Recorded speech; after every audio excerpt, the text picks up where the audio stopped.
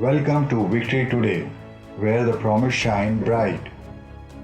In Psalms 147:3, it says, He heals the heartbroken and lovingly bind their wounds.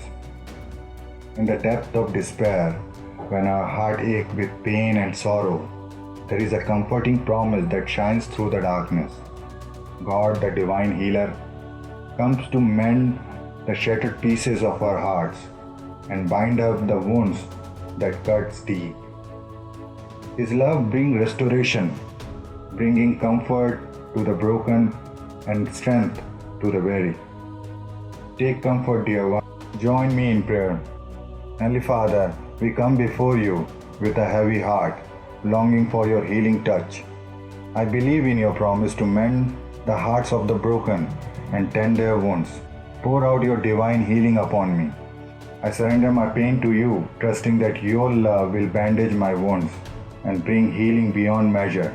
Strengthen me, O God, as I place my faith in your unfailing care. In Jesus' name I pray. Amen.